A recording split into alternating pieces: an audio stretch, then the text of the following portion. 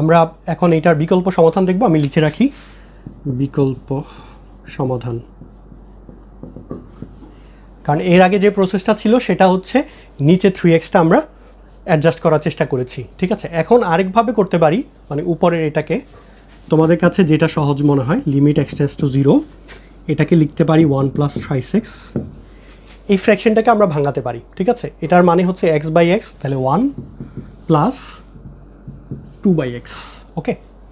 তাহলে এটার পাওয়ার হচ্ছে 1 + 2/x, এটা লিখতে পারি। এটা সমান সমান দেখো কি লেখা যায়, লিমিট x টেন্ডস টু 0, এটাকে লেখা যায় 1 + 3x, এটার পাওয়ার 1 ইন্টু 1 + 3x, এটার পাওয়ার হচ্ছে 2/x।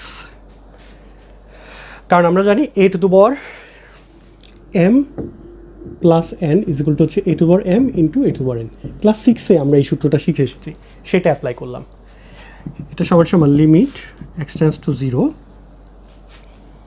এখন এটাকে আমরা কি লিখতে পারি দেখো, এটা যা আছে তাই থাকুক, ইন্টু এটাকে লেখা যায় 1 + 3x। এখন আমার এখানে নিচে একটা 3 দরকার, তাহলে আমার নিচে হবে 3x, উপরে 2কে গুণ করলে এটা হবে 6। এটা সমান সমান limit x tends to 0, 1 + 3x into 1 + 3x, এটার পাওয়ার 1/3x এবং পুরোটার পাওয়ার 6।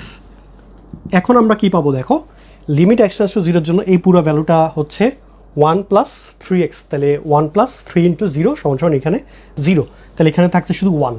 তাহলে 1 ইন্টু এই অংশটার জন্য আমরা পাবো এর পাওয়ার হচ্ছে 6, তাহলে আমরা পাবো 1 × e⁻6, 1 × e⁻6 = e⁻6। সো তোমরা অনেকে এভাবে করতে পারো, বাট আমি প্রেফার করব যে তোমরা যদি সরাসরি এখানে 3x-টা মিলাও তাহলে একটু ফাস্ট হবে। সো আগের যে প্রসেসটা ছিল সেটা বেটার প্রসেস আমার মতে। তোমরা যদি কেউ সেটা বুঝতে সমস্যা হয় এভাবেও করতে পারো, বাট আই থিঙ্ক আগের প্রসেসটাই ভালো, ওকে। সো আশা করছি এতটুকু পর্যন্ত বুঝতে পেরেছো। আমরা এখন এই সূত্র রিলেটেড কিছু প্রবলেম সলভ করব।